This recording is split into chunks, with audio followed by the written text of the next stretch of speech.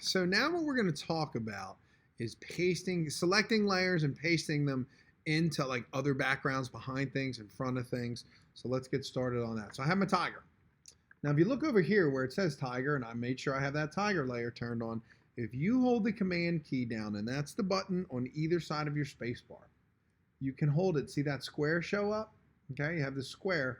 If I hold this command key and hit click, it just took my tiger. It selected the whole thing. So we can go in here, right, and go edit, not cut, but we're going to copy that tiger.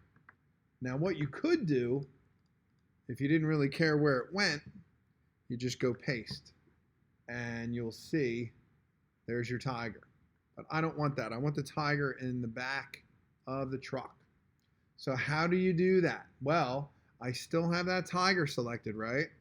So I'm going to go to the Ford truck, and I'm going to draw where I want it to go.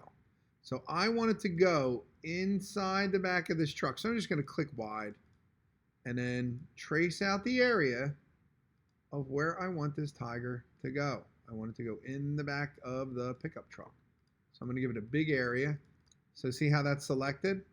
So now I make sure I got my truck selected, and I go edit, paste, special, paste into.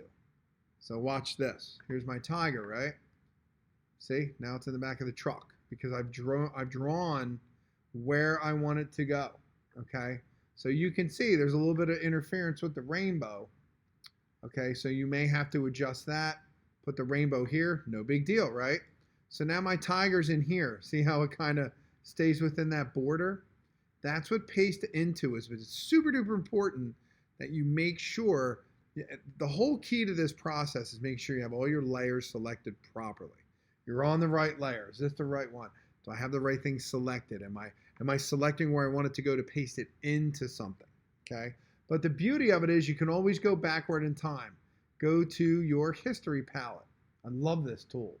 And I can actually go back into time to where I started from before. Okay. Now, this actually wasn't as easy, not as difficult as it needed to be. I was just showing you how to do paste into. So let's go back to the layers.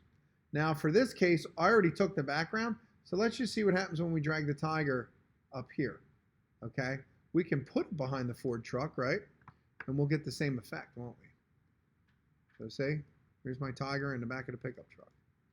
Okay, so now I can take this truck and this tiger. So see, I have the truck and the tiger. So if I hold shift, I have my truck and tiger, and I hold shift and I click, I selected them both at the same time, and I can move them. Here's something cool too. See this chain link down here? That will link the two objects together. See how the links just popped up? So now I can click just here and move my whole pickup truck wherever I want to go. Okay? Up next, we got a few more things, not too much. I got a goldfish. I'm going to turn all these off. Here's my goldfish. This is awesome. I made sure I found one with a black background. I'm going to turn my tolerance down to 20. And I'm going to click. Oh, see what happened? I'm on the wrong layer. Go to goldfish. Try it again. Look what it did. I hit delete. Ta-da. I got rid of most of my background. It's pretty jagged, but you can actually go in and make corrections to that. But for the purpose of what I'm trying to do right now, it works fine. You can, well, let me show you this. You can go in and go select, modify, and you can feather it. It'll soften the edges. See this little box pop up when I do 2. Hit OK, hit delete. That's much better. Okay, so it's a little bit softer. For the intent of this assignment, this is more than perfect. So we'll drag this up to the moon and all the way up here. Okay, so now we have a goldfish. Now I can put him here, make him really tiny, and I can make a couple. Now watch this. If I hold the command key, and option, see the 2 arrows show up? There's another goldfish. As long as I keep holding it, I can do more and more goldfish. And watch this. If I click here, I can flip them. I can put them upside down. I can hold the shift key and flop them that way. So there's so many cool things that you can do.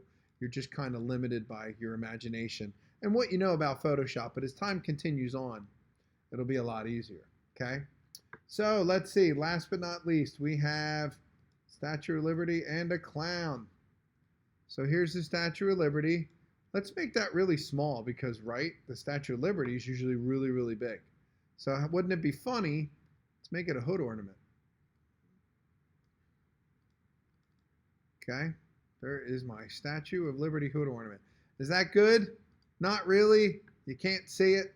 So why don't we put the Statue of Liberty back here in the background like it's sitting on the ground.